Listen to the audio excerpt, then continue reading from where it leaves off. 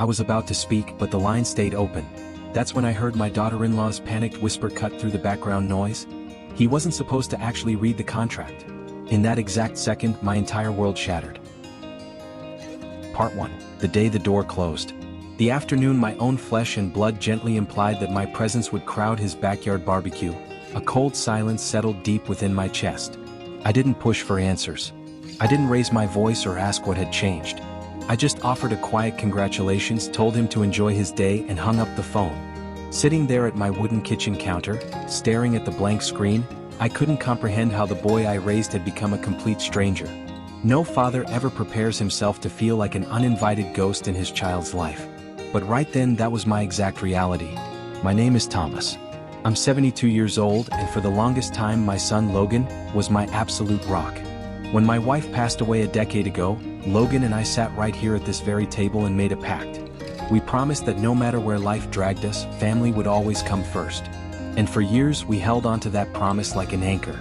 But then life happened. Logan climbed the corporate ladder, secured a high-profile executive position at a tech firm, and married a woman named Vanessa who was all about optics and high society. Slowly, our routine weekend chats turned into brief 5-minute check-ins. Sunday dinners became a thing of the past.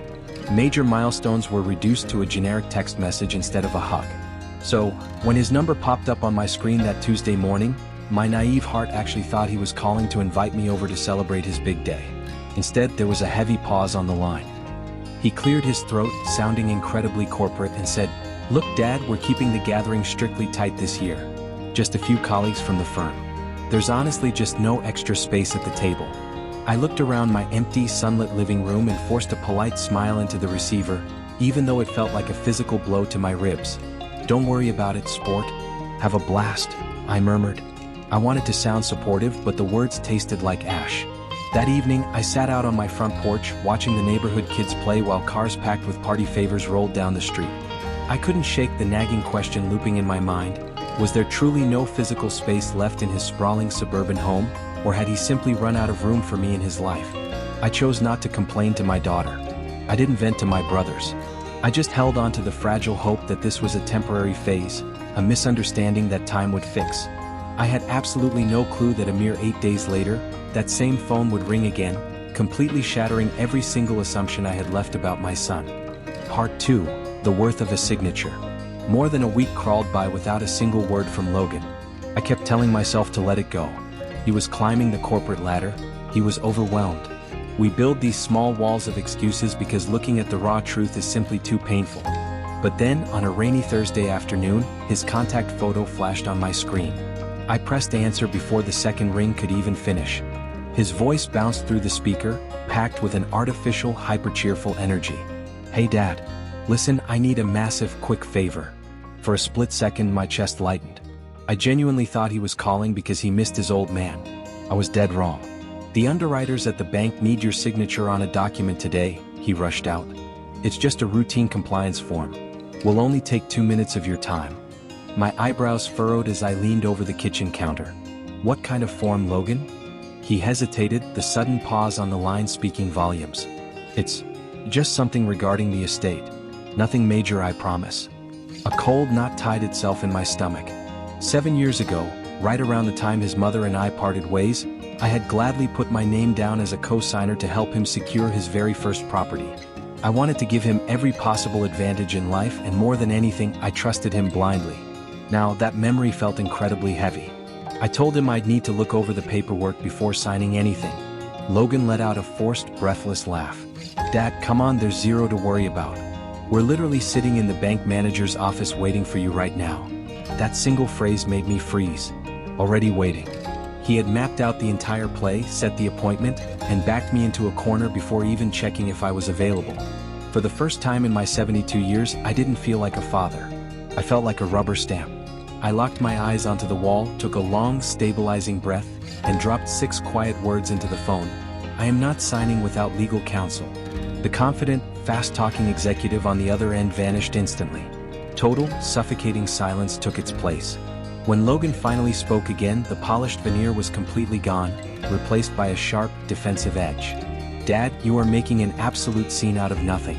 I leaned back in my chair, closing my eyes against the sting. If it's just a routine form, Logan, I countered softly, then my attorney won't find a single issue with it. An hour later, I was sitting across from my lawyer, watching him turn page after page in absolute silence. The longer he read, the heavier the air in the room became. Finally, he took off his glasses and looked straight at me. "Thomas," he said, his voice deadly serious, "if you had put your pen to this paper today, you would have legally absorbed the entire financial liability for a massive, failing commercial business loan." I just stared at him, completely numb. Logan had never mentioned a business crisis. He hadn't muttered a single word about the staggering risk. He just wanted the signature. Suddenly, the image of that backyard barbecue flashed through my mind. "There isn't enough room for you." It all clicked. There wasn't room for me at his table, but there was plenty of room for my credit score to save his skin. That realization shattered something inside me that can never be glued back together. Later that night, Logan called back. He wasn't asking this time. He was demanding to know why I had embarrassed him by bringing a lawyer into family business. But before I could even open my mouth to answer, the line remained open, and I heard Vanessa's panicked whisper cut through the background noise. He wasn't supposed to actually read the contract. The moment those words hit my ear, the fog cleared entirely. The anger washed out of me, leaving nothing but an empty, echoing hollow. The next morning, Logan showed up at my doorstep alone. He looked completely drained, the corporate confidence entirely stripped away. He broke down. He admitted his tech venture was suffocating under bad debts and he was desperate to stop the bleeding. Vanessa had convinced him that because I trusted him implicitly, I would just sign the papers without looking. I stared at my son for what felt like an eternity. "I did trust you," I said, the words barely a whisper. "And that is exactly why you should have given me the truth." It took months of quiet, painful distance, but Logan finally stopped looking for financial shortcuts and started facing his reality with real professional advisors. Rebuilding what we had wasn't a quick fix. Trust doesn't just reappear because you want it to. But he kept showing up. No hidden agendas, no favors to ask. Just coming over to sit on the porch and ask how my week was going. Last Sunday, he looked around my quiet living room, rubbed the back of his neck, and looked me in the eyes. "Dad, I am so incredibly sorry for telling you there wasn't enough room." I looked at him, feeling the first real warmth in my chest in a very long time, and smiled. "There was always room, Logan," I replied. "You just forgot who helped you build the house."